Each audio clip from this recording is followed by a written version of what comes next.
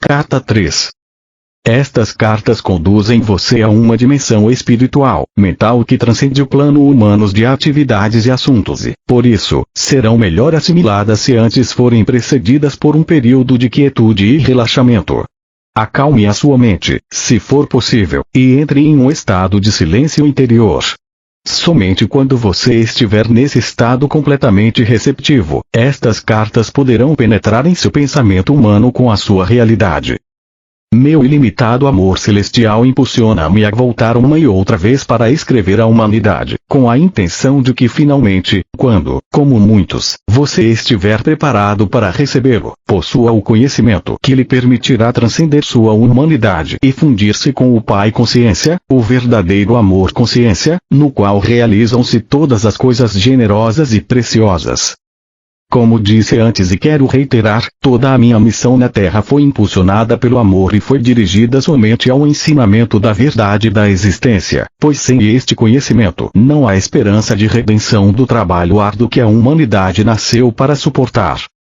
Eu sei que esta afirmação trará muito pesar aos seguidores sinceros e dedicados da religião cristã e àqueles que concentraram sua fé inteiramente na pessoa de Jesus. Mas digo a verdade. Para que você consiga desfazer-se da condição humana que o impede de compreender plenamente a verdade universal e a verdadeira natureza da condição espiritual humana que eu chamei de Reino de Deus, você deve afastar-se dos velhos dogmas de salvação pelo sangue do Cordeiro, a Trindade e outras crenças e vir com a mente perfeitamente aberta e receptiva para a verdade da existência. Nenhuma outra salvação é possível. Deus não pode salvar você, uma vez que, se a humanidade ignora os fatos da existência, continuará cometendo os mesmos erros terrenos até o fim dos tempos, assim criando sua própria enfermidade e miséria.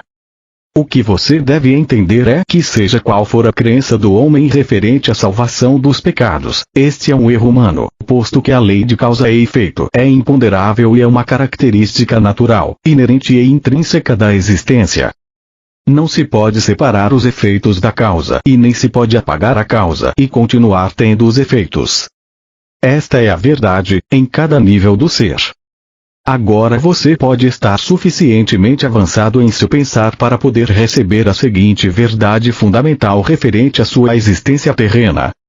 A lei de causa e efeito, ou semear e colher, é o efeito visível do que você conhece por eletromagnetismo e ninguém que tenha qualquer conhecimento de ciência poderia esperar que Deus deixasse de lado as leis do eletromagnetismo, as quais são atividade, ligação, rejeição.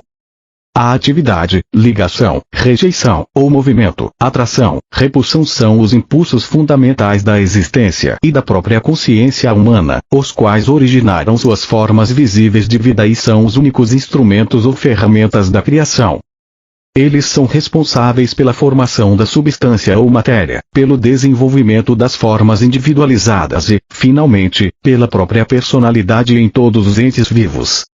Em razão de que estas leis são fundamentais para sua existência individualizada, é impossível evitá-las. Portanto, você não pode ignorar os problemas inerentes à sua existência individualizada e acreditar que Deus salvará você deles. Sua única esperança de finalmente escapar, de sair do círculo da experiência humana é reconhecê-lo e admiti-lo e depois trabalhar minuto após minuto para transcendi-lo e por fim fundir-se e fazer-se em pureza de mente, coração e ação, com a consciência universal amorosa, o Pai que faz o trabalho amoroso. Ao mesmo tempo, ao crescer no conhecimento da verdadeira natureza do Pai em seu interior, transcendendo você, e em tudo que lhe rodeia, você chegará a possuir uma fé constante, a qual poderá recorrer em todas as circunstâncias para obter a inspiração, o poder e a elevação diretamente do Pai que está em seu interior e ao seu redor. Você chegará a saber que realmente é o Pai quem o apoia e o guia rumo ao reino do Pai Consciência Amorosa. Você verá clara e abundantemente que, embora o Pai seja universal, ele também é individual para você. Ele o conhece e é consciente do seu pensamento e de seus problemas. No Pai Consciência Amorosa estão à sua espera soluções perfeitas para serem reconhecidas por você. Quando você reconhecê-las, for flexível e estiver disposto a escutar, estará livre da dor. Enquanto não estiver disposto a escutar, nunca receberá em plenitude o Pai consciência amorosa. Vou contar uma parábola. Imagine uma criança que grita e esperneia porque quer um sorvete. O tempo todo, enquanto faz este barulho, seu pai espera pacientemente à porta de seu quarto para mostrar que trouxe para ela sorvete e fruta. Talvez você pense que esta parábola é improvável e, no entanto, é o que acontece. As mães se lembrarão de ocasiões em que os filhos se mostraram aflitos por alguma coisa e negavam-se a escutar o que elas tentavam dizer a eles. Mas elas já tinham a solução, esperando apenas que eles se acalmassem e enxugassem suas lágrimas. Vejo o duro esforço das pessoas, suas lágrimas e minha compaixão é sem limites. Você está sendo escutado, mas no contexto de sua consciência atual há pouco que eu possa fazer. Não posso liberá-lo das amarras e correntes de tantos anos de pensar e agir ignorantes. Vejo a dor que os sermões ignorantes perpetuam nas igrejas, nas celebrações e nos púlpitos. Vejo as nações e seus povos tentando resolver tenazmente as dificuldades que surgem dos valores, culturas e crenças religiosas tradicionais. Vejo as limitações em seu viver diário, a falta de satisfação de suas necessidades e de seus propósitos e o sofrimento que emana das relações de todo tipo. A consciência coletiva que está emanando do mundo é um miasma de temores, ressentimentos, aborrecimentos e turbulência emocional de desejos apaixonados, vingança e esgotamento, entrelaçados com a compaixão, a determinação de elevar a consciência do mundo e o empenho na busca do amor incondicional daqueles que receberam inspiração e um grau de iluminação. Aproximo-me das pessoas que me chamavam e trabalho com elas para aliviar suas angústias, mas seu esquema mental e suas crenças estão tão fortemente gravadas em seus cérebros, que minha verdade não pode alcançá-las para trazer novo conhecimento às suas mentes.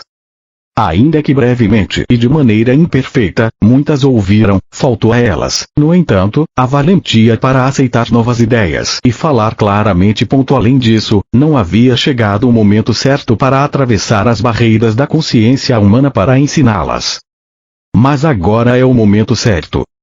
Vocês entraram em uma nova distribuição de frequências vibratórias que permitirá mais facilmente elevarem-se acima da materialidade da era precedente.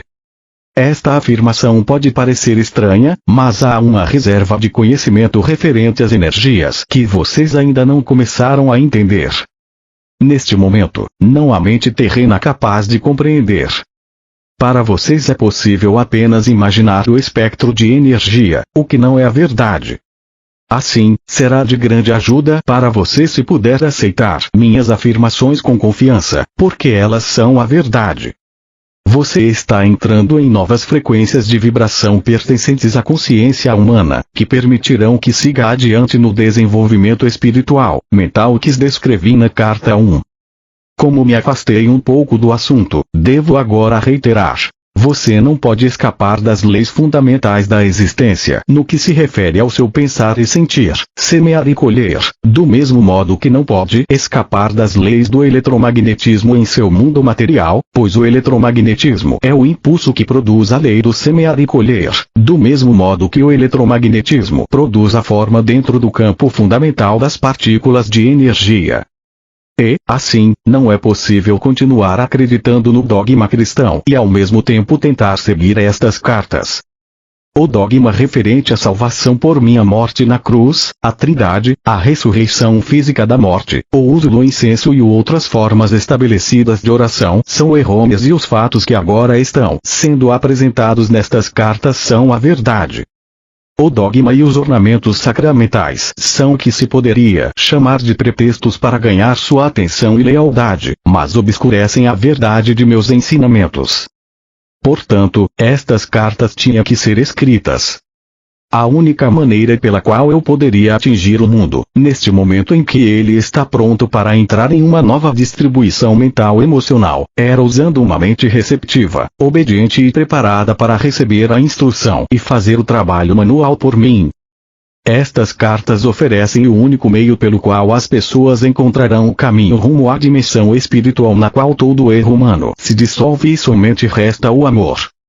Qualquer outra coisa que possa ser dita é puramente racionalização e razão humanas, e estas não são a verdade. As pessoas estão buscando novas formas de solucionar velhos problemas, particularmente na América, mas até que compreendam a verdadeira natureza da vida, do ego e das leis da existência, apenas aumentarão a força do ego e sua dor continuará. Enquanto registro para você nas páginas seguintes a simples verdade que trouxe há 2 milênios, lembre-se de que esta verdade permanece constante e consistente. Portanto, só é possível aprofundar sua compreensão da verdade, não alterá-la. Você se deu conta, enquanto lia as 2 primeiras cartas, de que tudo o que eu falava às pessoas da Palestina era uma consequência direta de ter percebido a realidade da existência no deserto, isto é, de que nada era sólido? Você lembra que em meu estado transcendente, ao olhar as rochas, areias, montanhas e águas do Mar Morto abaixo de mim, tudo parecia ser como um cintilar de partículas. A rocha, areia, montanhas e água distinguiam-se umas das outras simplesmente pela diferença de intensidade do cintilar de partículas e pela aparente densidade delas dentro do clarão. Não há outra maneira pela qual eu possa descrever o que vi, quando estava na Terra, para transmitir os fatos referentes à verdadeira substância da matéria e à aparente construção sólida do mundo. Em linguagem moderna, o cintilar de partículas provavelmente seria chamado de vibração de partículas. Talvez se pudesse combinar os 2 termos e descrever a realidade visível mais fundamental como um cintilar de partículas. Isso transmite o sentido da incandescência luminosa na qual vi as partículas dançarem. Tendo dito tudo isso como introdução para o relato de minhas atividades na Palestina, deixe-me levá-lo para um outro dia, 2000 anos atrás, quando o sol brilhava, o céu estava limpo, azul claro e comecei a subir as colinas com meus discípulos, em uma tentativa de afastar-nos para descansar, meditar e orar. Mas isso não aconteceria.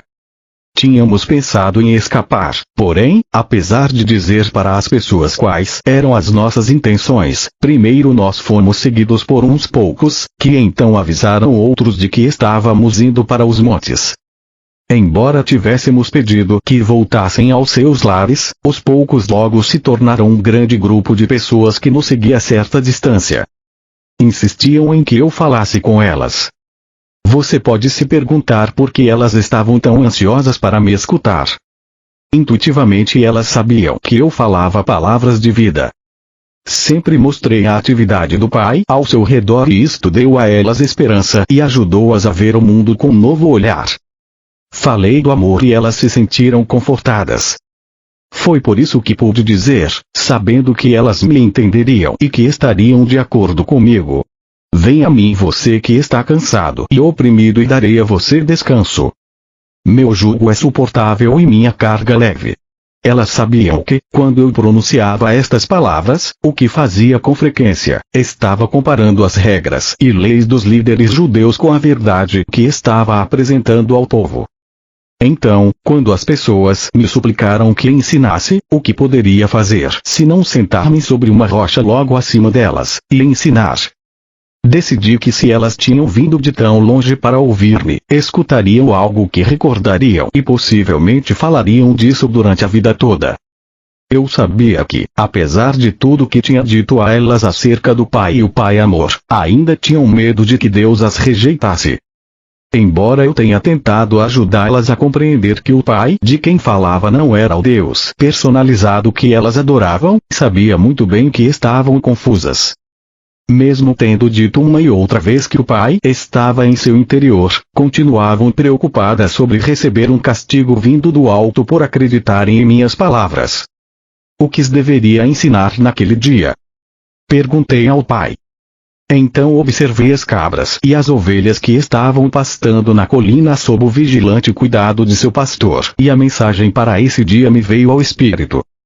Levantei-me e falei para que se ouvisse minha voz até o fim da multidão. Vejam estas ovelhas e cabras pastando nas colinas. As ovelhas estão num lugar e as cabras em outro. Observem as ovelhas. São pacientes e pacíficas entre si, mesmo quando estão apertadas no canto do curral. Pastam tranquilamente, nunca reclamam o terreno que não é seu, deixam o pasto curto, mas não o estragam, o que permite que a grama se recupere depois de passarem por cima dela. E o que é mais importante, escutam a voz do seu pastor. Portanto, ele cuida bem delas. Ele as guia para os melhores pastos e dorme junto a elas durante a noite, para que não sejam atacadas por cães e ladrões. Agora olhem as cabras, como brigam e saltam sobre as pedras e entram em lugares difíceis ou perigosos. Devoram as sarças e a folhagem das árvores. Elas são espolhadoras. Se não fosse por sua utilidade para o homem, não haveria outro lugar para elas a não ser ficarem amarradas o dia todo ou serem enviadas para o deserto. Vejo-os aí embaixo e sei que no meio de vocês há muitas ovelhas, e que também há muitas cabras. Houve alguns murmúrios aborrecidos, mas, em geral, as pessoas se davam empurrões e puxavam o cabelo uns dos outros, apontando as cabras, rindo e concordando com a cabeça. Era bom vê-los rir e assim continuei. Vocês podem reconhecer as ovelhas pelos seus lares, pelo modo como convivem com os vizinhos e como são vistas por toda a comunidade.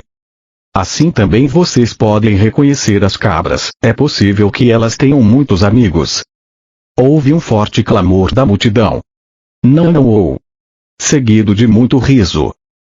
O pastor segue as cabras e cuida delas, ou elas têm que se cuidar sozinhas e chegar por si mesmas em casa à noite para ser ordenhadas? De novo a multidão ria e respondia de maneiras distintas, algumas muito engraçadas e engenhosas.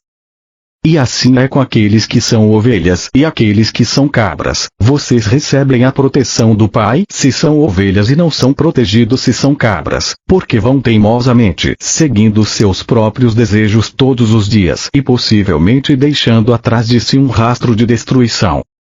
Digam-me, o Pai pode proteger aqueles que são cabras? A multidão estava em silêncio, mas escutando atentamente.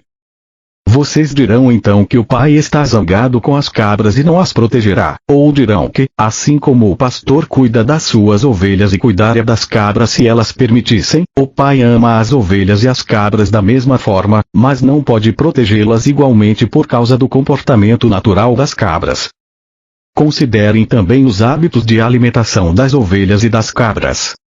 As ovelhas se contentam comendo somente a erva para a qual seus estômagos estão perfeitamente preparados, mas as cabras comem qualquer coisa que encontram e não respeitam sua constituição. O mesmo acontece com aqueles que não cuidam do alimento de suas mentes, pois não têm nenhuma meta fixa ou propósito claro. Como as cabras, não percebem quando o alimento mental é prejudicial ou os leva por caminhos equivocados em suas vidas diárias, ou mesmo os arrasta para um mito nocivo ou um engano perigoso. Eles vão sem rumo, recolhendo o equivalente mental de sarças, sapatos velhos, pedaços de pano, folhas, cardos ou ervas daninhas, porque falta a eles bom senso. Um homem perguntou: Mestre, e se uma pessoa é uma ovelha, comete um erro e se vê numa confusão, o Pai a abandonará? Respondi com outra pergunta. O que faz o pastor se uma de suas ovelhas cai no buraco, ou escorrega por um barranco, ou se vê aprisionada nas sarças? Eu digo: o pastor deixa o rebanho e rapidamente vai buscar a ovelha perdida e não a abandonará até que a traga de volta sã e salva. Assim acontece com o Pai, nenhuma ovelha pode evitar enganar-se de uma ou outra maneira, mas não duvide de que o Pai logo atenderá ao seu balido e a resgatará. E se uma cabra começar a comportar-se como uma ovelha e atender a voz do pastor, então ela também estará sob a proteção do pastor e será cuidada da mesma maneira que as ovelhas. Assim é com vocês e o reino do céu, o reino de Deus. Várias vozes elevaram-se, pedindo-me que ensinasse o significado do reino de Deus. O que estou dizendo a vocês não é o mesmo que ouviram de qualquer outro profeta em qualquer tempo. Não tentem entender o que digo pensando no que disseram seus mestres. Eles podem somente repetir o que está nas Escrituras e não possuem nenhum conhecimento pessoal do reino de Deus ou do céu.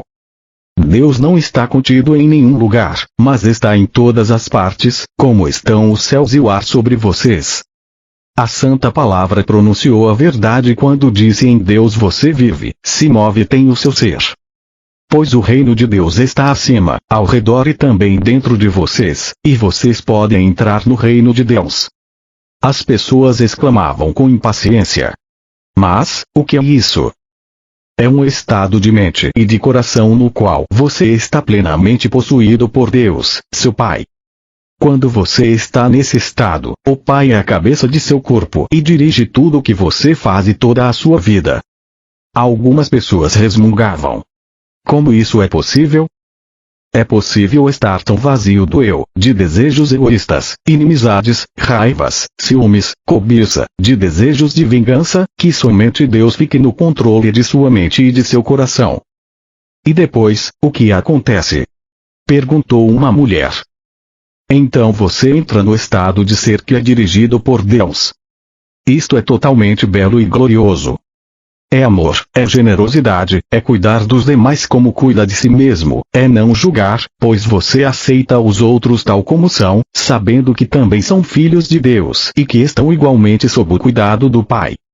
É felicidade sem medida, impossível de descrever, é sentir alegria pela beleza do mundo, é vida sem limite e energia aumentada, é saúde e a satisfação de cada uma de suas necessidades mesmo antes de tê-las.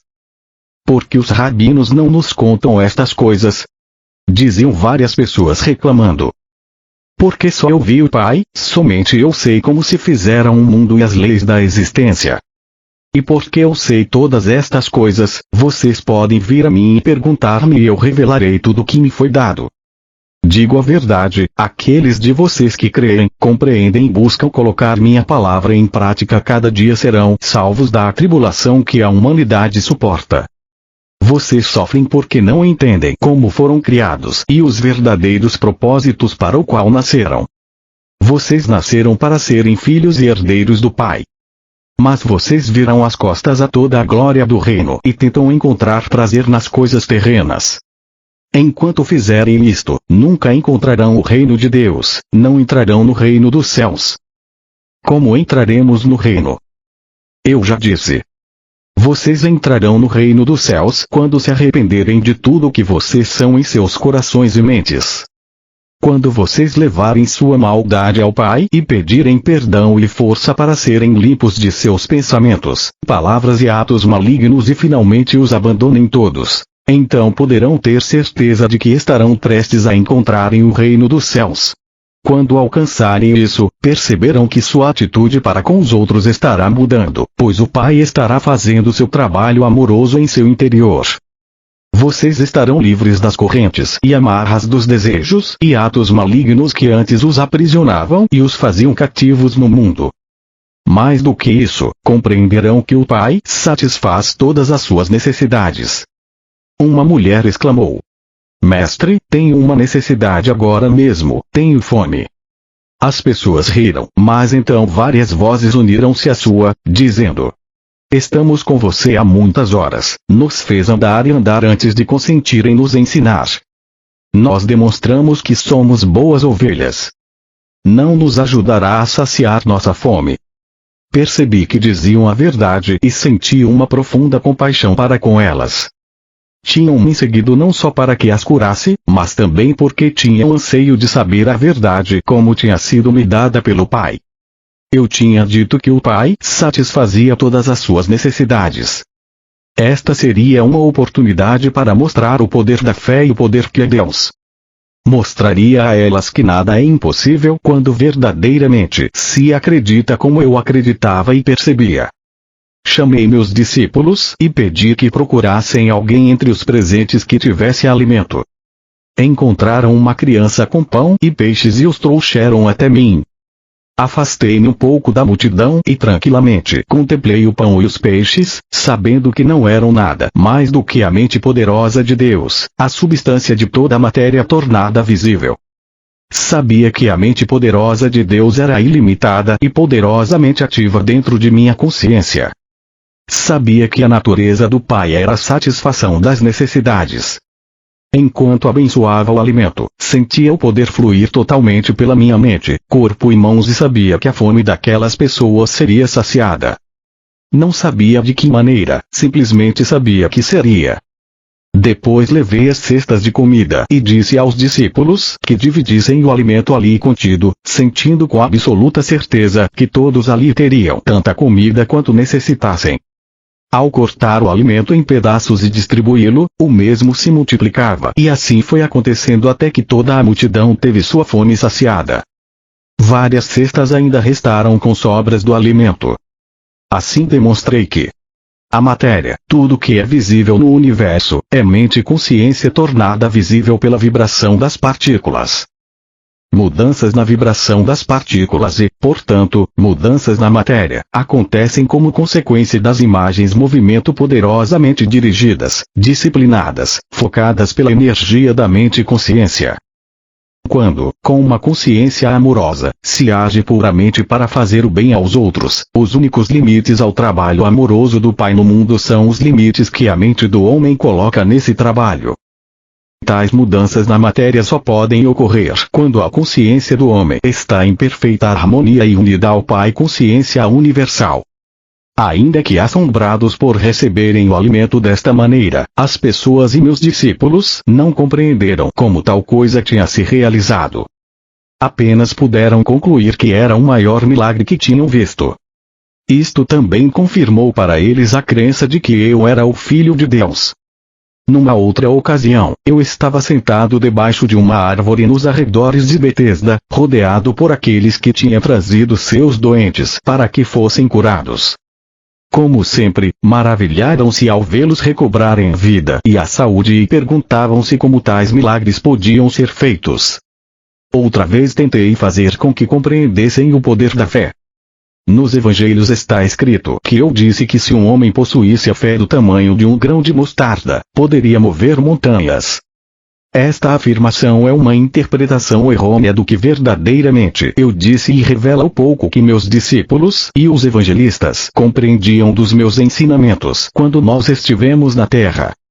Se alguém tivesse a fé do tamanho de um grão de mostarda, o que significa isso? Como se pode medir a fé de tal maneira? Fé é fé. É um poder de total convicção que toma conta da mente e não pode ser submetida a um tamanho. A fé, que surge de sua necessidade de crer em algo, porque tal crença servirá a seus propósitos de algum modo, pode ser poderosa e forte, mas nunca pode ser estimada com um conceito de tamanho. A crença é ainda mais forte. A crença é o fruto do ouvir dizer e da lógica.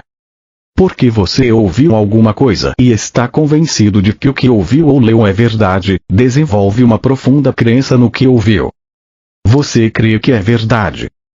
Você crê de uma maneira total e completa que desafia qualquer contradição. Constantemente eu dizia às pessoas: creiam que receberão, e receberão.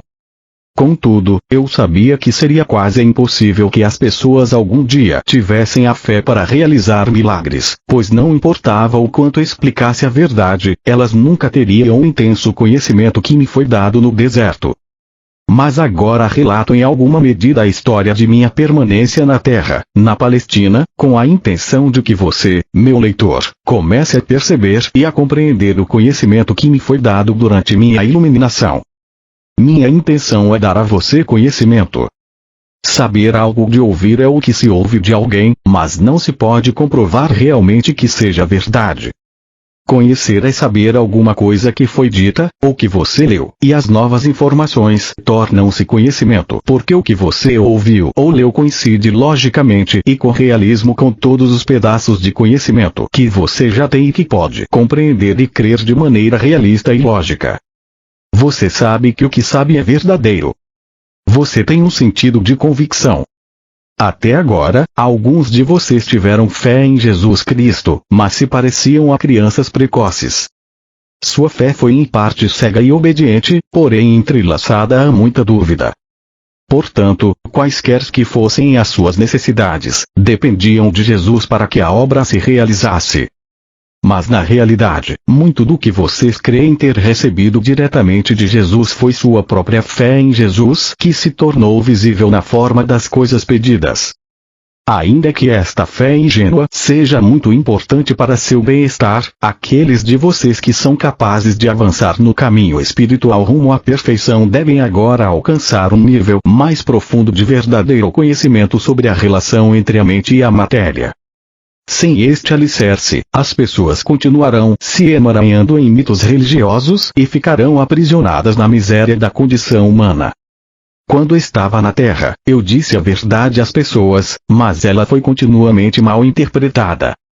O que eu realmente disse sobre a fé foi isto. Vejam esta grande árvore. Cresceu desde a menor semente que se possa imaginar. Vejam o tronco enorme, os galhos e sua frondosa copa. Todo este enorme crescimento originou-se de uma pequena semente. Como aconteceu tal coisa? De onde vem toda a madeira da árvore e a frondosidade que a ornamenta? Isto não é tão milagroso quanto os milagres que eu realizo para vocês dia após dia. O crescimento desta árvore não é tão obra do Pai quanto a cura que recebem os enfermos. Pergunto: o que é uma semente? Vocês podem responder-me. Não, não podem. Mas vou dizer o que é. É uma entidade diminuta de conhecimento da consciência. É o conhecimento consciente daquilo em que se transformará. É um fragmento de consciência retirado da consciência criativa divina. É um fragmento do poder da mente, procedente do poder mental do Pai, o qual, ao ser plantado na terra e regado pela chuva, começará a vestir a si mesmo com a matéria visível da qual possui o conhecimento no fundo de si mesmo. Este conhecimento é verdadeiro, é firme, é forte sem desvios. Este autoconhecimento corporificado na semente é uma convicção da consciência. Todas as formas de vida surgem deste conhecimento unidirecionado de si, uma convicção na consciência. Esta convicção na consciência é o que separa a terra inanimada e as rochas de tudo o que vive e cresce sobre a face da terra. Onde não existe convicção da consciência ou conhecimento da identidade, não há crescimento. A consciência dentro da terra e nas rochas permanece como consciência em uma forma adormecida. Portanto, se você pudesse crer no que pede tão poderosamente como a semente de mostarda conhece a sua própria identidade, poderia fazer qualquer coisa que quisesse.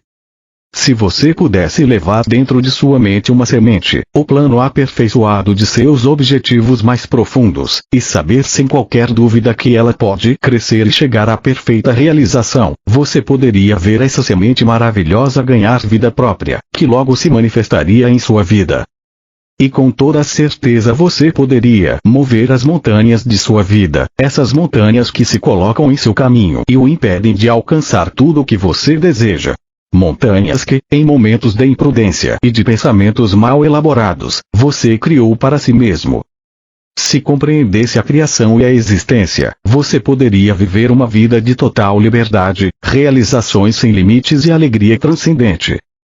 Busque a compreensão e verá que, pouco a pouco, a compreensão virá em sua direção. Bata a porta do universo que dá acesso a Deus, o Pai Consciência Universal, e finalmente você verá a porta se abrir e você terá acesso aos segredos do mundo. Apenas creia e você receberá. Eu também recordava isso a eles a todo momento. Somente aqueles de mente e coração puros realizarão essas coisas poderosas.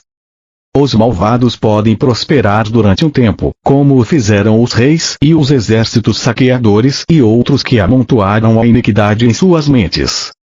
Foi permitido a eles fazer seu trabalho durante um tempo, pois da maldade surge um certo bem, mas no final fracassarão e o resto do mundo dirá injúrias contra seus nomes. Então, se você quer ter sucesso, examine suas motivações. Os desejos que surgem simplesmente do anseio egoísta de riquezas ou conforto, no fim acabam em desengano, doença e morte. E a você que lê estas palavras, digo, não deixe ninguém se atrever a negar a verdade que trago, até que você também tenha andado o caminho da renúncia. Disse que eu percorri na terra e que tenha alcançado a mesma união com o Pai e as alturas do conhecimento e a compreensão indiscutível que possuo. Quando você tiver alcançado tudo isto, já não terá nenhum desejo de negar essa verdade e será incapaz de deixar de se unir a mim e ensinar ao próximo. Até esse momento, mantenha-se em paz e não deixe que ninguém conheça sua ignorância. No mundo inteiro as pessoas frequentemente acolhem meus ensinamentos com prazer, por serem da mais alta moral e por serem os princípios mais perfeitamente formulados para o bom comportamento e viver diário. Contudo, afirmam rapidamente que as historias sobre os milagres devem ser deixadas de lado, pois estes são aberrações das leis naturais do universo e são impossíveis. Este tipo de pensamento levanta barreiras ao futuro progresso do desenvolvimento científico-espiritual do qual a mente humana é capaz. De fato, não vim à Terra para apresentar uma nova religião ou um código moral mais alto do que aquele dado por Moisés nos 10 Mandamentos. Meu propósito foi o de trazer uma nova percepção de Deus como Criador e a compreensão da existência em si mesma. Deste conhecimento deveria surgir uma nova forma de viver. A atitude correta para com minha missão na Terra neste terceiro milênio é a de reconhecer que os milagres que eu realizei estão mais além da capacidade do ser humano médio neste momento. No entanto, tais milagres foram exemplos do que pode ser alcançado no futuro, quando as mentes das pessoas estiverem plenamente imbuídas do verdadeiro conhecimento da existência e estiverem também, por meio da fé, da meditação e da oração, totalmente sintonizadas e impregnadas da consciência universal vida-amor. Foi realmente verdade que andei sobre as águas, quando meus discípulos embarcaram para cruzar o lago. Se você leu a narração bíblica deste incidente, perceberá que meus discípulos tinham me deixado para trás. Ansiava pela oportunidade de afastar-me de qualquer contato humano, de retirar-me para as colinas para mais uma vez entrar em profunda meditação, permitindo que a minha consciência se unisse à dimensão universal da consciência de Deus. Enquanto estive nesse estado espiritual que transcende a consciência humana, toda a consciência física desapareceu e fui levado em êxtase na corrente universal da vida. Soube que a vida universal era tudo, que a vida era a realidade de meu ser e que tudo o mais eram aparências mutáveis, transitórias da vida universal, tornadas visíveis. Soube sentir que eu era a própria vida e que ao introduzir-me na consciência da vida, mais além da consciência terrena, as leis que governavam meu ser físico eram transcendidas e já não se aplicavam à carne e ao sangue de meu corpo humano. Desejei mover-me neste novo estado transcendente e vi a mim mesmo saindo da caverna flutuando. Vi meus discípulos no lago e soube que estavam em aflição. Sem esforço desci, flutuando a colina em direção à margem e, ao retomar o contato com meus assuntos humanos habituais, no caso os meus discípulos, encontrei-me repousando sobre as águas. No entanto, ainda estava no estado em que percebia plenamente que eu mesmo era a vida individualizada e, portanto, que meu corpo estava banhado pelo poder vital que continuava me deixando mais leve, transformando a estrutura atômica de meu estado físico. Você deve entender que ouvir e pensar no estado de consciência humana e a ascensão à compreensão transcendente da vida universal, quando a consciência pessoal já está afastada da condição corporal e plenamente fundida no Pai consciência universal, pertencem a duas dimensões totalmente diferentes do ser. A consciência humana pode receber inspiração do Pai consciência universal, mas a inspiração que se recebe se mistura à condição humana e frequentemente é mal interpretada, segundo o conhecimento armazenado que já controla o cérebro e, portanto, os próprios processos mentais.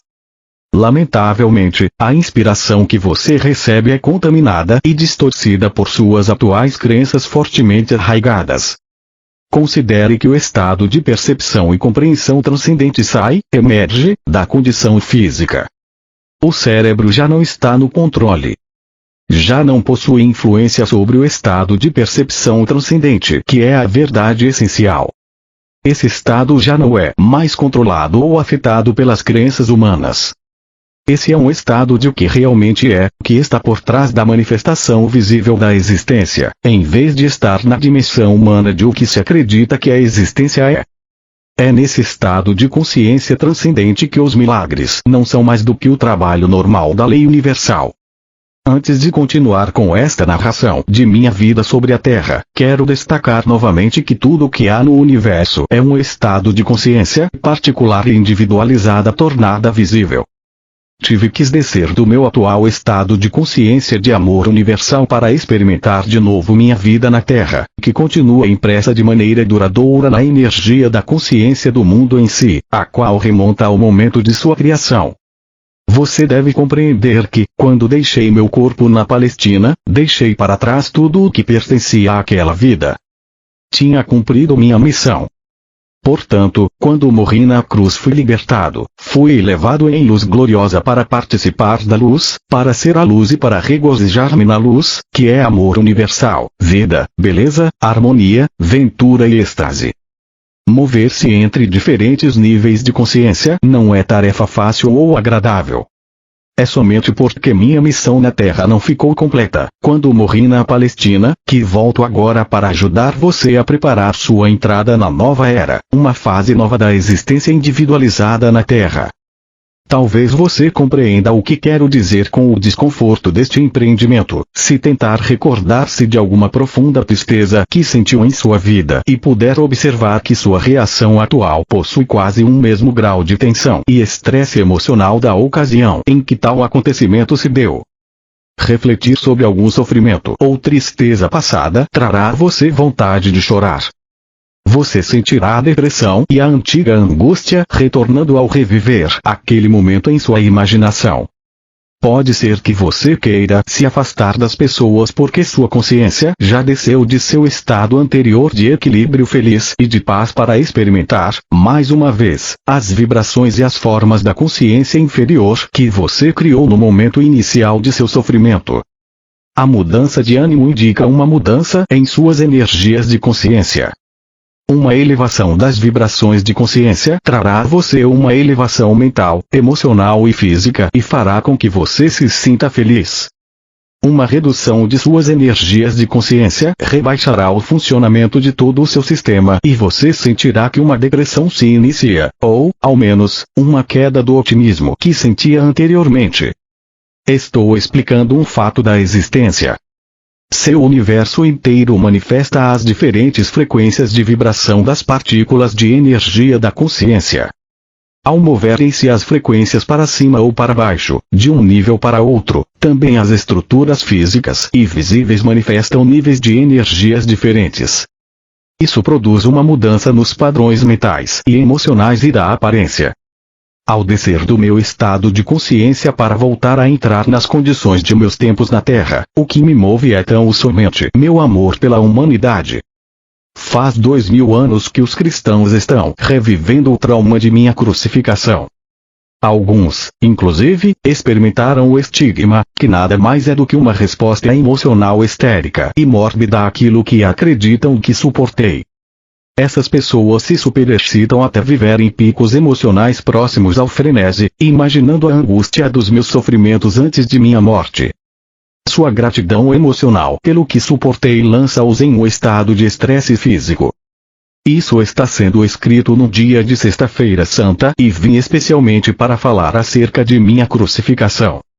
Vim para dizer que você deve abandonar todo o drama referente à recordação daquele dia. Morri, isso foi, para mim, uma libertação maravilhosa. Já é tempo de que as pessoas acordem de seu longo sonho e compreendam a existência como ela realmente é, e a verdade a respeito de minha crucificação, a qual esteve oculta até este momento. Na Sexta-feira Santa, ano após ano através dos séculos, pelo mundo todo, foi criado um estado de ser de consciência traumática e contaminada. Este estado está tão longe da dimensão espiritual da consciência criativa universal quanto o inferno está distante do céu. Agora escolhi reviver minha vida sobre a terra no personagem de Jesus através da mente de alguém que recebe minhas palavras. Isto tem como finalidade ajudar o mundo a avançar rumo a uma nova fase de desenvolvimento espiritual mental. Por isso, peço àqueles que possam receber minhas palavras que abandonem esta prática de recordar minha morte e de exercitar a abnegação física durante o jejum da Quaresma para recordar meus 40 dias no deserto. Como você pode perceber pelo que digo, meus dias no deserto foram de grande felicidade e bem-aventurança espiritual. Muitos acontecimentos de grande significado espiritual ocorreram justamente antes de minha morte. Eles são exemplos magníficos das grandes leis cósmicas em ação dentro de sua dimensão de existência. Agora estou lhe dando uma breve narrativa desses acontecimentos importantes. Meu propósito é o de iluminar completamente sua mente e dar conhecimento mais além de qualquer conhecimento recebido por qualquer outra pessoa em seu universo. Quando comecei a preparar os meus discípulos para minha morte que se aproximava, tive uma tarefa terrivelmente difícil. Custava muito a eles conter o choque e o assombro. Pensar que eu seria crucificado como um criminoso comum era repugnante, inexprimível e, além disso, não queriam me perder de vista. Tinha-os chamado para seguir-me e abandonar suas vidas, as quais tinham sido bastante prósperas. Tinham abandonado suas famílias e seus lares para refazer suas vidas ao meu lado e de meu trabalho. Tinham se orgulhado de meu caminhar pelas cidades. Tinham estado dispostos a juntar-se a mim e eram conhecidos como meus discípulos, apesar da rejeição e a dura crítica dos líderes religiosos. E mais ainda, amavam-me e respeitavam-me tanto pela forma como eu vivia meus próprios ensinamentos, como pela maneira como curava tantas pessoas com compaixão e pelo consolo que trazia às suas vidas desventuradas. Acreditavam verdadeiramente que eu era o Filho de Deus. Como o Filho de Deus podia acabar na cruz? Perguntavam-se. Aumentava o espanto com cada pergunta. Era impensável.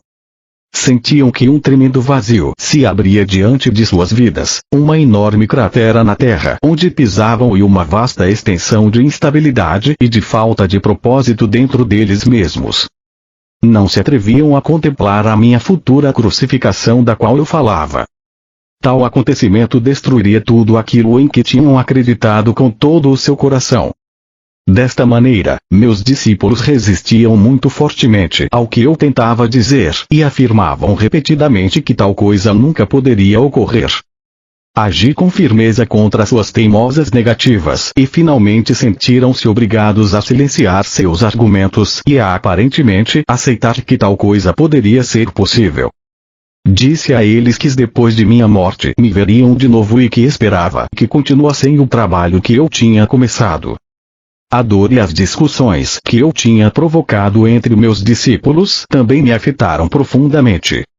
Não era tarefa fácil ir a Jerusalém, onde o meu destino me esperava. Acima de tudo, perguntava-me se estaria à altura daquele grande desafio para a resistência. Seria capaz de transcender a condição física e entrar no Pai Consciência Universal e ali ficar até morrer? Às vezes eu me sentia profundamente assustado diante do Calvário, mas não me atrevia a revelar esse temor a meus discípulos. Assim, comecei minha última viagem em direção a Jerusalém com grande confusão de sentimentos. Por um lado, estava cansado de curar, falar e ensinar as pessoas que me escutavam boquiabertas e não tinham nenhuma real compreensão do que eu tentava dizer. Tinha pensado que meu conhecimento tornaria as pessoas capazes de sair de sua miséria e, pelo menos, estabelecer contato com o Pai e obter um vislumbre do reino dos céus. Não havia nenhuma evidência de tal despertar espiritual, nem mesmo entre meus discípulos. Meu desapontamento e sentido de fracasso trouxeram-me contentamento ao pensar em abandonar a vida terrena rumo à gloriosa existência que sabia que me esperava depois da morte. Ao mesmo tempo, perguntava-me como poderia suportar a dor da crucificação. Ao longo de minha missão, meu estado mental era mais ou menos pacífico e consistente, frequentemente em júbilo, com os pensamentos focados no Pai Consciência Amorosa, autor de todo ser, sabendo que bastava pedir e o que pedisse rapidamente seria manifestado. Eu seria capaz de manter minha serenidade quando fosse apresentado diante do conselho, levado para a crucificação, pregado na cruz com meu peso pendurado pelas minhas mãos. Como estava dando lugar a dúvidas e temores, o nível normal das frequências de minha consciência estava baixando. Eu estava descendo novamente as frequências da consciência do plano terreno. Voltei a ser vítima de minha antiga agressividade que me incitava a atos irracionais, que eu não teria sequer considerado quando estava em meu estado anterior de total harmonia com o Pai Consciência Amorosa. minhas dúvidas e conflitos se exteriorizavam em minha vida como emoções e impulsos humanos que eram opostos à lei cósmica do amor. Primeiro aconteceu o episódio da figueira. Tinha fome e fui em direção à árvore, não esperando verdadeiramente encontrar frutas porque não era a estação de figos. Ao ver que a busca era infrutífera, amaldiçoei a figueira. 24 horas depois, ela havia murchado até as raízes. Foi uma experiência chocante. Era a primeira vez que minhas palavras tinham causado dano a algo. Contudo, mostrou claramente a meus discípulos o poder do pensamento para o bem ou para o mal. Demonstrou que quanto mais espiritualmente evoluída é uma pessoa, maior é o impacto de suas palavras no meio ambiente. Aproveitei a oportunidade para explicar aos meus discípulos que eu tinha me comportado de maneira irrefletida, como faz a maioria dos homens e mulheres que, tendo grandes expectativas, não consegue o que quer. Essas pessoas costumam reagir com raiva, lágrimas e até com palavras fortes que podem ou não significar um desejar mal ou maldizer a pessoa que tenha negado o que eles desejavam. Eles já tinham visto por eles mesmos o que a minha maldição tinha causado à figueira. Agora deveriam compreender que, tendo uma forte convicção, poderia ser concedido a eles qualquer coisa que pudessem desejar ou imaginar, mas também deveriam estar constantemente conscientes de sua própria condição mental, emocional. Não deveriam guardar rancor dos outros, mas sim perdoar rapidamente, do contrário, poderiam causar muito mal àqueles com quem estivessem ressentidos.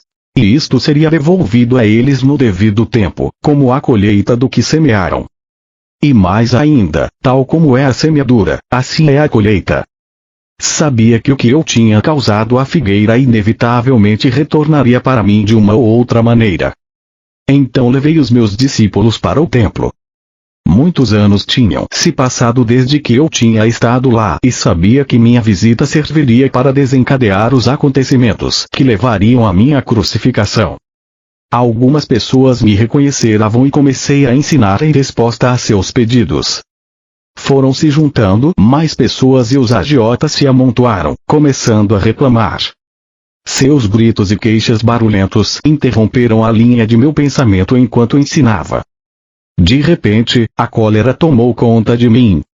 Havia ali pessoas sérias que me rodeavam e desejavam ouvir palavras de vida, as quais em breve não poderia mais pronunciar, e ali estavam mercadores que viviam vendendo animais para os sacrifícios que não beneficiavam ninguém. Aqueles homens somente traziam dívidas e miséria às pessoas. Senti o sangue subir-me à cabeça, empurrei as mesas espalhando o dinheiro e expulsei do templo os homens de coração duro. Então houve uma tremenda comoção de gritos e lamentações. Alguns brigavam para apanhar o dinheiro. Os mercadores amaldiçoaram-me chamando-me de malvado, dizendo que eu fazia o trabalho de Beelzebul e outros 1000 demônios mais. Os sacerdotes, os fariseus e todas as pessoas que valorizavam os sacrifícios do templo vieram correndo para averiguar a causa do barulho e da confusão. Ouviram a história dos mercadores e se sentiram tão ofendidos com meus atos que se lançaram aos gritos em condenações e lamentos para assim impressionar os sacerdotes, cada um protestando mais alto do que seu vizinho, demonstrando seu horror pelo que eu tinha feito. Nunca antes tinha se visto tal coisa no templo. Até mesmo aqueles que antes tinham me escutado estavam incomodados pela minha obstinação e se perguntavam que tipo de homem eu poderia ser. Estavam juntos vendo os acontecimentos quando os sacerdotes e fariseus se aproximaram e os convenceram de que eu tentava destruir tudo aquilo no que acreditavam, pregando um Deus falso, totalmente contrário a qualquer coisa que tinham ouvido falar nas sinagogas. Os sacerdotes passaram a eles a sua própria raiva ultrajada e convenceram-nos de que meu pecado também os contaminaria, se continuassem a dar ouvidos às minhas loucuras. Aos poucos, as pessoas se convenceram de que eu era uma má influência e que deveriam afastar-me do caminho antes que eu pudesse transtornar a paz do país e atrair a ira do governador romano sobre toda a Palestina. Meus discípulos, envergonhados pelo que eu tinha feito, sigilosamente deixaram o lugar e esconderam-se entre as ruelas a alguma distância do templo. Quando mais tarde regressaram para onde eu estava, demonstraram claramente que estavam profundamente incomodados com meus atos. Perguntavam-se se eu tinha perdido o juízo, ou se tinha ficado louco profetizando minha morte e depois fazendo aquelas coisas que provavelmente a provocariam. Foi nesse momento que Judas, aquele que nunca havia abandonado verdadeiramente suas crenças judaicas, começou a duvidar de que eu fosse verdadeiramente o Messias. Fazia 3 anos que eu ensinava o povo e não se via nenhum sinal de que o domínio romano se enfraquecia. 3 anos e as pessoas não estavam mais perto da felicidade que eu havia prometido. E agora parecia que estava a ponto de converter-me num perturbador da paz, fazendo cair a ira de Roma sobre suas cabeças. Judas ficou sabendo que o sumo sacerdote judeu queria se desfazer de mim e então ofereceu seus serviços para me identificar, quando assim fosse pedido. Quando foi a hora de celebrar a Páscoa com meus discípulos, organizei uma ceia com todos reunidos no grande salão. Sabia que aquela era a última vez que comeria na terra. Não desejo voltar profundamente à consciência daquela noite. Senti grande tristeza por ter que deixar meus discípulos que tinham me servido tão bem. Com a tristeza, todos os meus temores e conflitos reapareceram. Tive momentos de profunda autopiedade. Senti que ninguém compreendia o que havia procurado fazer pelo meu povo e o sacrifício que estava disposto a fazer por ele. João estava contando uma expressiva história sobre a última noite dos israelitas no Egito, antes de escaparem para o deserto.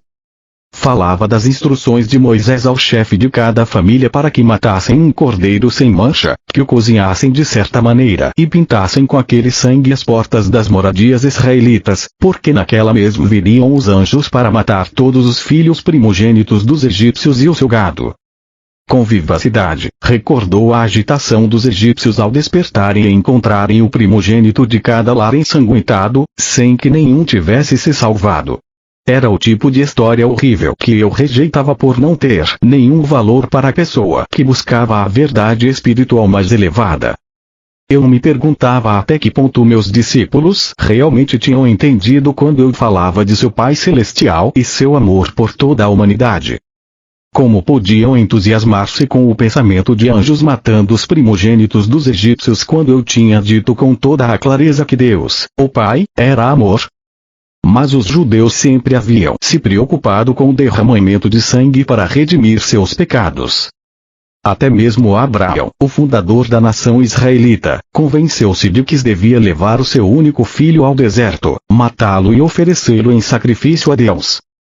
Um pensamento pagão e revoltante. Pensei nos sacrifícios de animais no templo.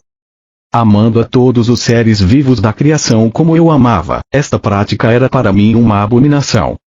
E agora eu estava a ponto de ser levado para a morte porque tinha me atrevido a pronunciar as palavras da verdade. E quando considerava o tão pouco do meu conhecimento que tinha conseguido transmitir, perguntava-me por que eu tinha sido enviado em tal missão.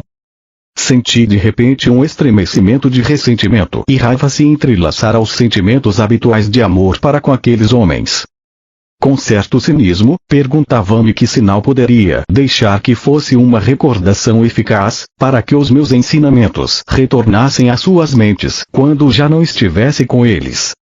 Se podiam esquecer tão rapidamente todos os meus ensinamentos sobre o amor do Pai e desfrutar a horrível história da Páscoa, enquanto eu ainda me encontrava na mesma sala com eles, de que se recordariam quando morresse como um malfeitor na cruz, a mais desprezível das mortes? Depois pensei que, se o derramamento de sangue os comovia tanto, daria a eles sangue para que se recordassem de mim. Com essas reflexões irônicas apanhei um pão, parti-o, passei-o a meus discípulos e disse que o comessem. Comparei o pão partido com o futuro de meu corpo partido e pedi que repetissem o partir o pão e o distribuir em lembrança do sacrifício de meu corpo para trazer a verdade sobre Deus e a verdade sobre a vida, a verdade sobre o amor.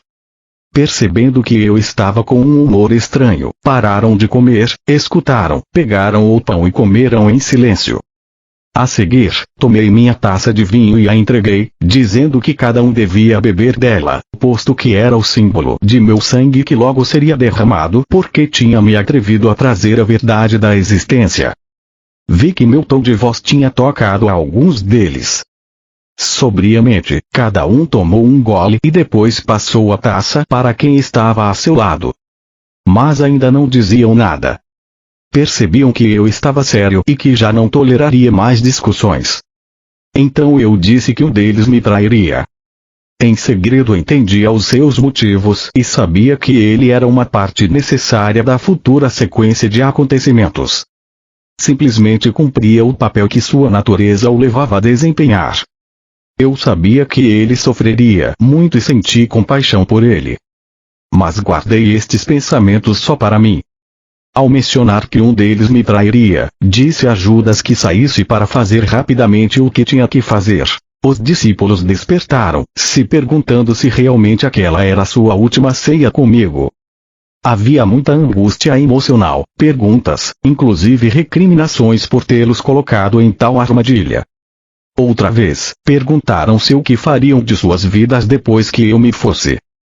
Perguntavam-se qual seria seu lugar na comunidade se eu fosse crucificado. As pessoas zombariam deles, queixavam-se. Ninguém voltaria a confiar no que dissessem. Profundamente entristecido pela resposta egoísta diante de minha situação, assegurei a eles que não tinham que temer por sua própria segurança. Deveriam abandonar-me e não haveria ligação entre eles e a minha crucificação.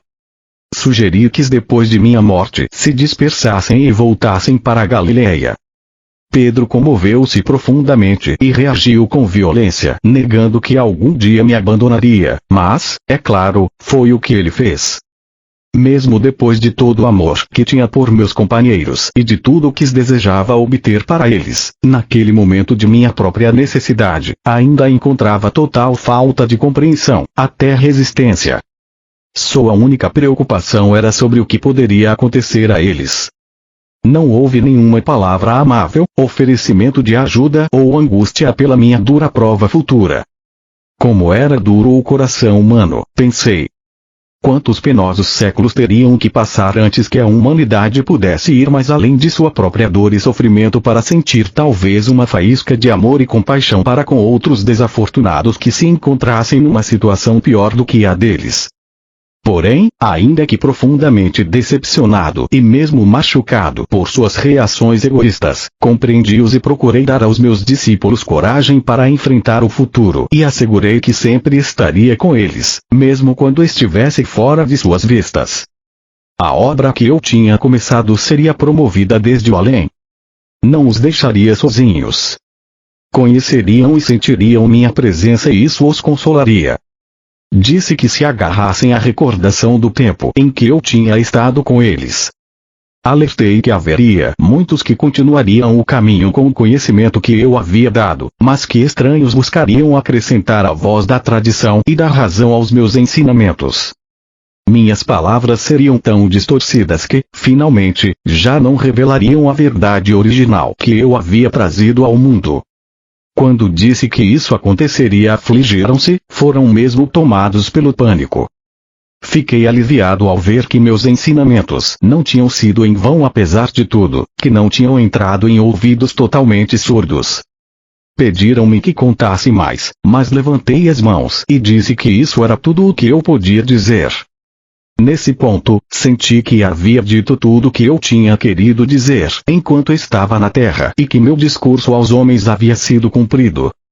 Tudo o que mais profundamente desejava era retirar-me ao silêncio e encontrar paz e conforto em meu contato com o Pai.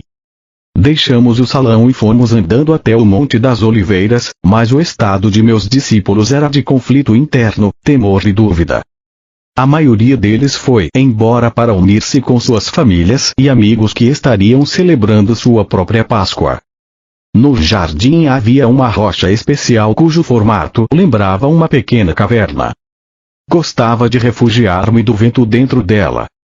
De modo que ali me sentei e orei, buscando um caminho para a grande harmonia que já havia desfrutado no passado. Sabia que quando me movesse para sintonizar-me com o Pai Amor, meus temores se dissolveriam e estaria num estado de paz e de total e absoluta confiança. À medida que senti o poder do amor entrar em mim e tomar posse de minha consciência humana, assim também a força para suportar o que viria sobre mim tomou conta do meu coração. Seria capaz de permanecer dentro do amor e dar amor aos outros até o fim. E assim foi. Nem sequer tentarei voltar a entrar no estado do julgamento e da crucificação. Isso não tem importância. Quando finalmente morri na cruz e meu espírito retirou-se de meu corpo torturado, fui levado dentro de uma luz radiante e indescritível. Fui envolvido no calor e no consolo do amor, tal como nunca antes tinha experimentado. Tinha uma sensação de envolvente louvor, uma poderosa certeza de ter feito um bom trabalho, de êxtase na força universal para continuar a obra e de uma alegria e encantamento que está muito além de qualquer coisa que a condição terrena possa conhecer. Entrei numa nova e maravilhosamente bela forma de viver, mas permaneci descendente em consciência para manter-me em contato com as pessoas que tinha deixado para trás. Pude mostrar-me àqueles que eram suficientemente sensíveis para ver-me. No entanto, a história de que Tomás supostamente colocou os dedos em minhas feridas é um disparate. Meus discípulos não sabiam que eu tinha combinado secretamente com José de Arimateia que, depois de minha morte, ele levasse meu corpo para o seu próprio túmulo ainda sem uso, onde então o seria ungido segundo o costume, antes do pôr do sol. Depois, quando a noite chegasse e todos em Jerusalém estivessem cumprindo o sabat, ele, ajudado por 2 serviçais de confiança, a cavalo levaria o meu corpo, às escondidas durante e por caminhos ocultos durante o dia, a uma montanha nos arredores de Nazaré, na Galileia. Ali, seguindo minhas instruções e ajudado por minha família, encontraria uma pequena gruta oculta que tinha me dado o refúgio das tormentas e das pessoas quando eu era um jovem infeliz e rebelde, em disputa com o mundo todo. José prometeu-me que encontraria a gruta seguindo um mapa que eu havia dado a ele e que me deixaria ali, depois de mais um embalsamamento. Depois reconstruiria a pequena entrada para escondê-la totalmente dos possíveis intrusos. Ali meu corpo descansou livre de incômodos. Foi dito que meu corpo ressuscitou dos mortos. Que absurda história inventada pelas mentes daqueles que não sabiam como explicar satisfatoriamente minha morte na cruz como um malfeitor. Porque eu teria necessidade de um corpo terreno para continuar a existência na outra dimensão? Como este mito ridículo pôde persistir até o século XXI? Isto dá a medida da falta de compreensão dos cristãos, o fato de até hoje terem aceitado cegamente tal dogma. Pense nisto com cuidado. Tendo sido liberado de um corpo terreno e tendo vivido a experiência de êxtase e de glorioso encantamento que é a passagem a uma dimensão superior da consciência universal, porque eu iria querer voltar à dimensão terrena e entrar em meu corpo outra vez. Que utilidade isso teria para mim em seu mundo e no meu? Enquanto a substância física de meu corpo durante a vida na Terra poderia ser espiritualizada quando estivesse perfeitamente harmonizada com o Pai consciência amorosa, meu corpo não seria um transtorno e impedimento para minhas viagens posteriores nos reinos espirituais superiores? As coisas visíveis não são mais do que uma manifestação das frequências vibratórias específicas na consciência, que produzem um cintilar de minúsculas partículas, criando um aspecto de matéria sólida. Cada substância visível possui sua própria frequência vibratória única. Uma mudança na taxa de vibrações produz uma alteração na aparência da matéria. Quando as energias da consciência mudam, também mudam as aparências da matéria. Portanto, era possível que eu me concentrasse e baixasse as frequências de minha consciência a tal ponto que minha forma se tornasse visível ao olho humano. Podia retornar aos meus discípulos e ser visto por eles. E assim o fiz.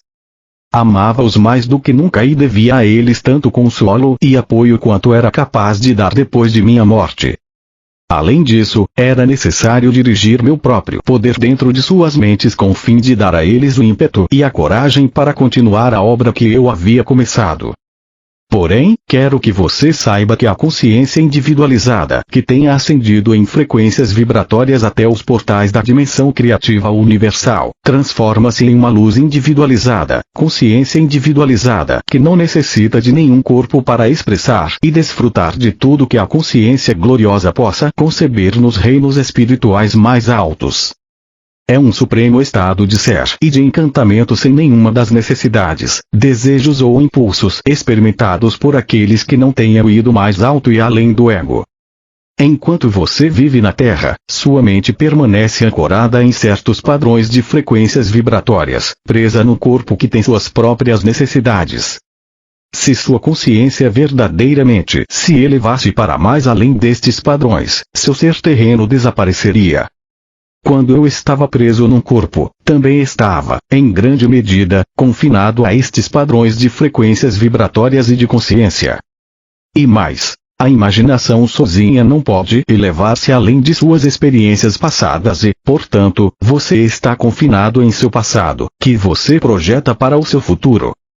Contudo, pouco a pouco você será guiado por aquelas mentes que são suficientemente sensíveis para entrar nas dimensões espirituais mais altas e que podem mover-se mais além dos seus atuais limites de consciência. Elas registrarão para você essas maravilhosas experiências e estados do ser mais além dos seus, aos quais você mesmo poderá aspirar. Deste modo, você irá adiante em níveis ou passos de desenvolvimento espiritual. Cada passo traz a você uma visão mais elevada do que pode ser alcançado e, a partir desta visão, você formula uma nova meta. Com esta meta sempre presente, você trabalha para purificar-se da influência contaminadora dos impulsos de ligação, rejeição da existência terrena. Passo a passo você transcende o seu ego. Quando transcende o seu ego e ele morre dentro de sua consciência, você então está plenamente vivo no Pai Consciência Amorosa e encontra a realidade do reino dos céus em sua vida, em si mesmo e ao seu redor. Para permitir que você alcançasse estes picos de amor, alegria, harmonia e êxtase, eu vivi, trabalhei e morri na Palestina e vim agora a você nestas cartas. Não permita que o meu trabalho seja em vão nesta segunda vez. À medida que ler estas páginas, busque, medite e ore para receber inspiração. Chegará a sentir a resposta do Pai e, se escutar cada dia com atenção, ouvirá a voz do Pai. Esta voz está sempre com você. Retire as barreiras criadas por sua própria vontade. Abra-se para receber a força, o poder, a inspiração e o amor diretamente do Pai Consciência Amorosa. Leia e releia estas cartas para que possam ser, finalmente, absorvidas em sua consciência. Enquanto você o fizer, estará viajando rumo à luz, e irradiará luz para os demais. Tal luz não é luz como a da eletricidade, mas sim da mesma natureza da consciência universal. Quis descrever para você em minha carta 1. Portanto, enquanto irradiar a luz, irradiará o amor incondicional. Você promoverá o crescimento e o desenvolvimento espiritual de qualquer outro ser vivo. Desejará alimentar e nutrir, trabalhará para promover proteção, cura e educação. Você desejará ajudar no estabelecimento da lei e ordem amorosa na qual todos poderão viver em harmonia, com sucesso e com prosperidade. Você estará no reino dos céus. Ao mesmo tempo, não se iluda. Enquanto são dados os passos para apresentar estas cartas ao mundo exterior, haverá exatamente as mesmas recriminações, a mesma condenação, os mesmos falatórios de Satanás, do diabo, como houve quando ensinei na Palestina. Ânimo, reze para ter coragem. Aqueles que suportarem até o final se elevarão por cima da confusão e da violência e descansarão na paz e na alegria do reino.